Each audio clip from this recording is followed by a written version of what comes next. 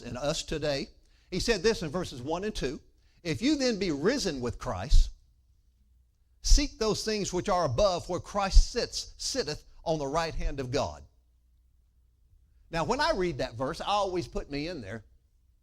I always remind myself when I read that, if you then be risen with Christ, I am risen with Christ. Seek those things which are above, where Christ sitteth on the right hand of God. Well, I'm in Christ. I'm sitteth on the right hand of God. Set your affection on things above, not on things on the earth.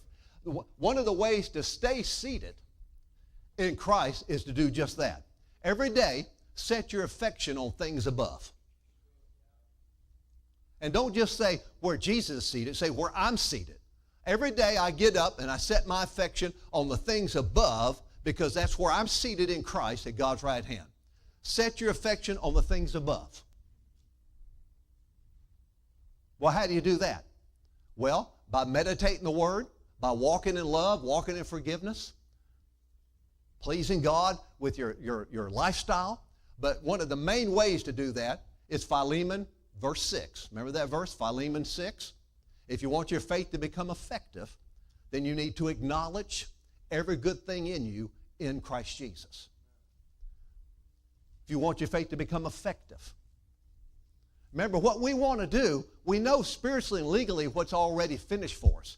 We want to experience the vital side of it. In other words, we want to actually experience it in our lives in the natural realm, what's already legally finished for us. I want to experience more every day in every area of my life what it means to be seated at God's right hand, the heavenly places. I want to see that affect my finances, affect my body, affect my marriage, my ministry, affect everything I do more and more. I expect to experience more every day living down here from up there. To keep learning how to tap in to what's mine, because I get to tap in up there while I'm down here. I don't have to wait till I get to heaven. That's what's so neat about this. I get to tap in to God's throne room now. Wow, I get to tap in now. And one of the main ways to do that, obviously you got to release your faith, because God's a faith God, and you can't receive anything except by faith. And faith is what activates the power of God to bring to pass the things of God. So Paul told us, if you want your faith to become effectual, the Greek word there is energize, or if you want your faith to work for you, to produce results, what do you need to do? You need to acknowledge. The word acknowledge means to recognize. It means to profess, to confess.